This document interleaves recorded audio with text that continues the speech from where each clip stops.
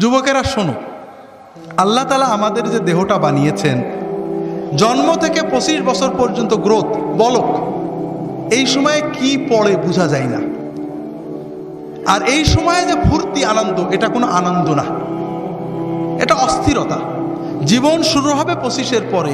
যদি 30 থেকে মৃত্যু পর্যন্ত জীবন পেতে চাও, মৃত্যু নয় জীবন, জীবন মৃত নয়, সত্যিকারের জীবন, যে জীবনে ফুর্তি থাকবে, কর্ম থাকবে, শান্তি থাকবে, এই রকম জীবন পেতে চাও, তাহলে আমার কথাটা একটু মন দিয়ে শোনো।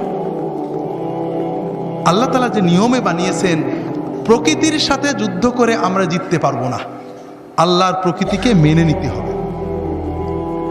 আল্লাহ তাআলা আমাদের সৃষ্টি করেছেন, প্রতিদিন 6-7 ঘন্টা তুমি ঘুমাবে, গভীর ঘুম, 1-2 ঘন্টা খেলবে, কঠিন পরিশ্রম, তোমার শরীর ঘেমে রক্ত টকবক করে বেরেনে যাবে। ফুটবল, হাডুডু, ব্যাডমিন্টন, ভলিবল, দৌড়, সাঁতার, এগুলো খেলতে হবে।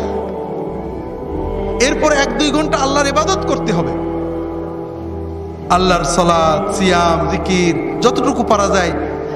তাতে তোমার আত্মা সুস্থ হবে, তোমার মন পরিশুদ্ধ হবে, তোমার আত্মা, মন, দেহ সব কিছু প্রোডাক্টিভ হয়ে যাবে। এরপরে তুমি 4-5 ঘন্টা তোমার 25-এর পরের জন্য কর্ম বা শিক্ষা নেবে। এইভাবে যদি তুমি চলো, তাহলে তোমার জীবন গতিশীল হবে, তোমার জীবন ইনশাআল্লাহ মৃত্যু পর্যন্ত সচল থাকবে। কিন্তু তুমি এখন খেলাধুলো বন্ধ হয়ে গেছে, সারাদিন মোবাইল, ইলেকট্রনিক মিডিয়া, আর খাওয়া তো কি খাচ্ছি আমরা দেখছি।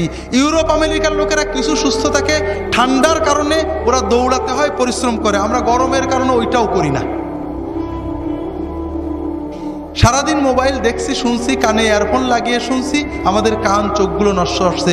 রাতে জেগে জেগে মোবাইল করছি, কথা বলছি, আমাদের ব্রেনটা ক্রেজি হয়ে যাচ্ছে, আমরা বুঝতে পারছি না